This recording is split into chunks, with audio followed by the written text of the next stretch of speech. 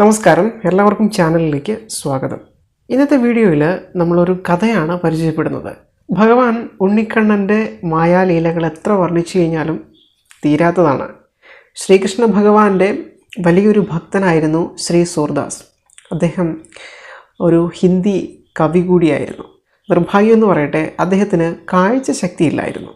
ചെറുപ്പം മുതൽക്ക് ശ്രീകൃഷ്ണ ഭക്തനായിരുന്ന ശ്രീ സൂർദാസ് ഒരിക്കലെങ്കിലും കൃഷ്ണ ഭഗവാന്റെ സാന്നിധ്യം വല്ലാതെ കൊതിച്ചിരുന്നു.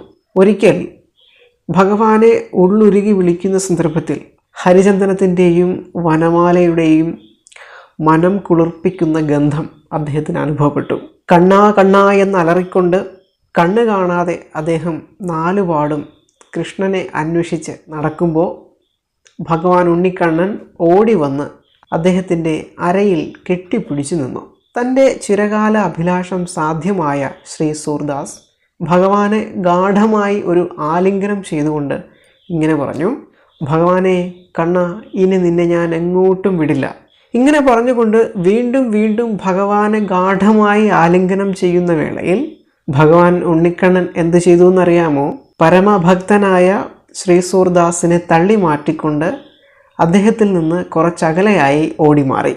ഭഗവാൻ അങ്ങനെ ചെയ്തപ്പോൾ സൂർദാസ് ചിരിച്ചുകൊണ്ട് ഇപ്രകാരം പറഞ്ഞു: എൻ്റെ കൃഷ്ണ, ഇത് അത്ര വലിയ മഹത്തായ കാര്യമൊന്നുമല്ല. കുവലയാപീഠത്തെ വധിച്ചവനും ചാണൂര മുഷ്ടികന്മാരെ തോൽപ്പിച്ചവനും ഗോവർദ്ധനത്തെ കുടയാക്കിയവനുമായ നിനക്ക് എന്നെ തള്ളിമാറ്റാൻ നിഷ്പ്രയാസം സാധിക്കും.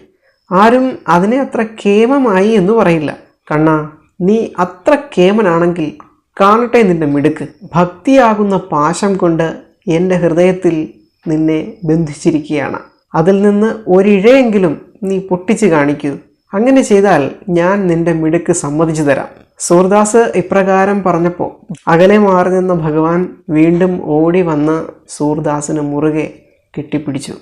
ഭഗവാന്റെ ആലിംഗന സമയത്തും ഭഗവാന്റെ കണ്ണുകൾ നിറഞ്ഞൊഴുകുന്നുണ്ടായിരുന്നു. തൻ്റെ ഭക്തൻ്റെ വാക്കുകളിൽ വികാരാധീനനായ ഭഗവാൻ ഇപ്രകാരം പറഞ്ഞു: അങ്ങയുടെ ഭക്തിപാശത്തിൻ്റെ ബന്ധനം ഒന്നിളക്കാൻ പോലും എന്നെക്കൊണ്ട് സാധിക്കില്ല. ഞാൻ എൻ്റെ തോൽവി സമ്മതിക്കുകയാണ്. നിഷ്കാമ ഭക്തിയിലൂടെ ഭഗവാനെ സേവിച്ചാൽ അളവും അതിരുമില്ലാതെ ഭഗവത് പ്രീതി ഉണ്ടാകും എന്നതാണ് ഈ കഥയിലൂടെ പറഞ്ഞു വയ്ക്കുന്നത്. ഓരോരോ ആവശ്യങ്ങൾ നിറവേറ്റുന്നതിന് വേണ്ടി നമ്മളും ഭഗവാനെ വിളിക്കാറുണ്ട്. ഭഗവാനെ വിളിച്ച് നമുക്ക് കിട്ടുന്ന നേട്ടങ്ങൾ നേടിക്കഴിയുമ്പോൾ പിന്നീട് നമ്മൾ ഭഗവാനെക്കുറിച്ച് ചിന്തിക്കാറ് പോലുമില്ല. അവിടെയാണ് ഈ കഥയ്ക്ക് ഏറ്റവും കൂടുതൽ പ്രാധാന്യം കൈവരുന്നത്. നിഷ്കാമ ഭക്തിയോടെ ഭഗവാനെ സേവിക്കുന്ന ഭക്തരെ ഭഗവാൻ ഒരിക്കലും കൈവിടില്ല. മറ്റൊരു വീഡിയോയിൽ മറ്റൊരറിവുമായി കണ്ടുമുട്ടാം. നന്ദി.